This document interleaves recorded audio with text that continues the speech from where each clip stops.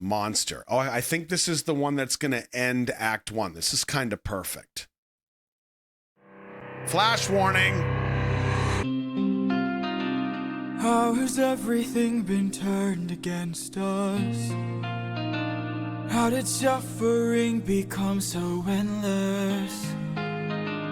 How am I to reunite with my estranged? Do I need to change? I'm surrounded by the souls of those I've lost.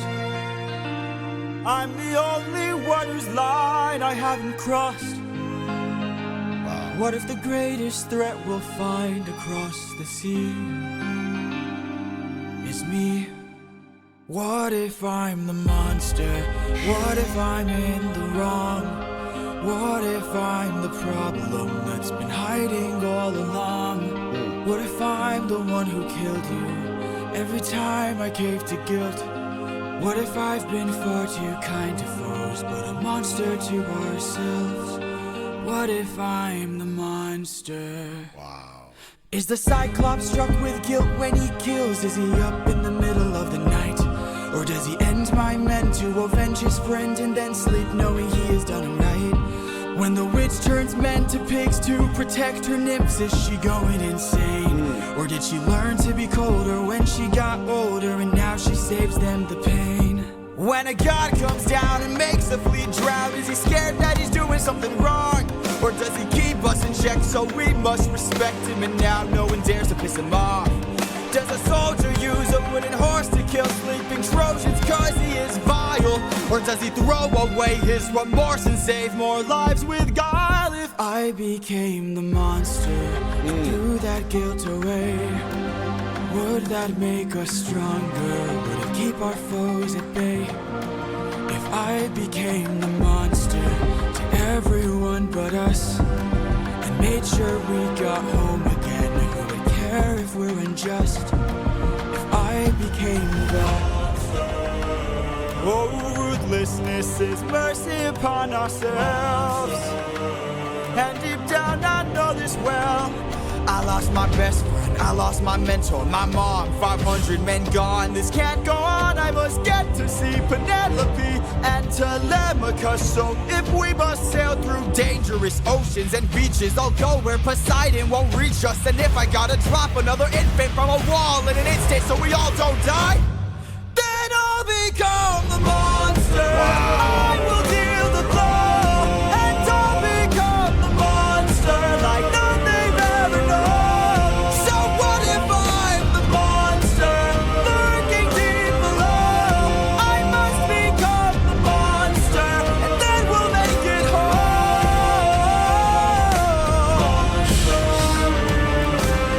Penelope,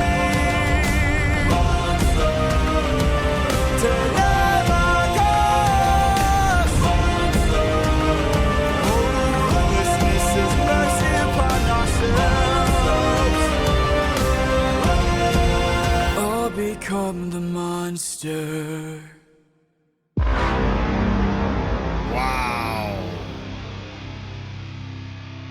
See that last frame of the monster? The eyes.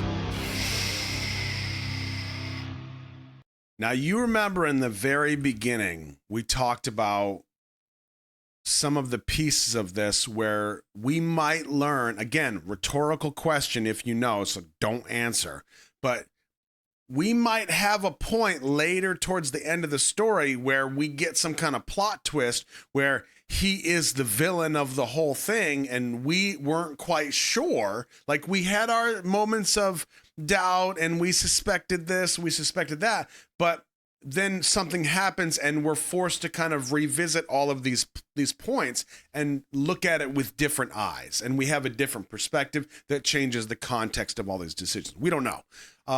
But I think this in and of itself is the first, well, not first, but it's a pretty solid moment of him really examining this again from the human perspective, and then even relating it to the gods and their motives, right? But what I think is fascinating is how this starts off, and he asks this question. Has everything been turned against us? Wait for it. How did suffering become so endless? How am I to reunite with my estranged? Do I need to change? Do I need to change? The irony of this question is the fact that, like we've seen in the last two pieces of this, he's already changed. Like, to this point, you haven't really had a choice in if you're going to like it's happened. I think that's pretty safe to say, given how far this journey has come for him. But it does introduce us to the idea that there are still choices to be made, and he's opening up the door to the choice that I can make is if I embrace this and I just become the monster. The fact that we go to this part here when he talks about going back to Penelope, as if this is the moment where he's going to be reunited with Penelope and Telemachus, his son. But this is not a moment in the future. This is not Odysseus returning from war of 12 years. This is not you, bro. Like we just said with the prophet, it's not you, because look, Penelope is holding the baby. This is 12 years ago. When he approaches her, you notice the style here also of the mask, like the darkness that is part of him now. And he puts his head in her lap. This is not the future of him going back, because, bro, this is not you anymore. It's just not. As much as you want it to be, times have changed. A lot has changed in 12 years. And he says, I carry the souls of all the people I've lost. His conflict, again, going back to what we talked about in the beginning, I think the foundational concept of this entire story is us riding through the inner strife and conflict of Odysseus having to make all of these decisions along the way. And what is right, what is wrong, what is good, what is bad, who is the hero, who is the villain? Can we be either of those things in each story? Yes. Can that change based on the perspective of who is telling the story? Yes. He's asking all of these questions of, does Circe have guilt when she thinks about what she did with the men and the pigs? Does Poseidon not sleep at night? Does he have nightmares because he brought a storm and he killed this many people? Does everybody else go through this, or is it just me? And also, that is another introduction of something that has to be examined within the human condition. Because and I don't think they're necessarily really talking about like PTSD when we show the underworld portion, but there are snippets in there that do touch on that in some way, or they're at least related or paralleled. With that, generally a common theme with people that go through post-traumatic stuff will have, even if they don't externalize it, they are going through this struggle of like, I'll give you some earmuffs for a second, because I'm going to throw some profanity, okay? If you don't like profanity, just take 10 seconds. Especially when the trauma comes through and we start to feel it and it starts to change us, we start to wonder, like, am I just being a pussy? Am I just being a pussy? Do I need to man the fuck up and just get through this? And the answer is no. It's a resounding no. You have to deal with this in the proper way. You have to process through what you're like, you have to figure this out. But it's not because you're weak. It's not because you just can't muster up the strength, right? No. there is a point of standing up and being strong, but that can't really happen until you're forced to kind of face some demons. So I think that with him going through and asking, like, well, did they go through this? Like, I'm struggling with these decisions. I don't know if I'm doing the right thing or not. Am I the monster and I just don't know yet? Is anybody else going through this? That's a pretty normal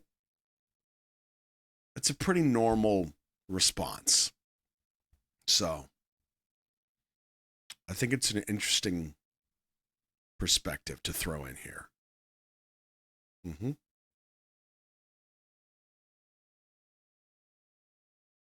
If I have to drop another child from a wall, he says, because he's diminishing the guilt of doing it already.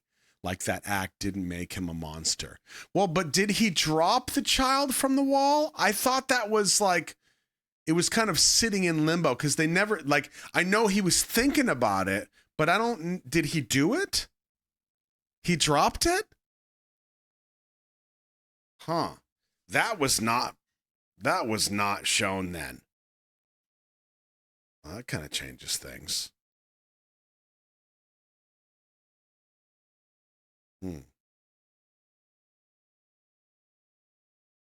Wow.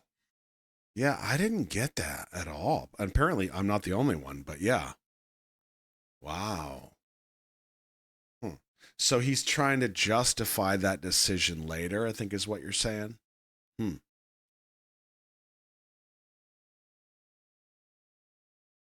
It was referred to during Underworld. He showed the baby in red in his hands. See, and I got that, but I thought that was...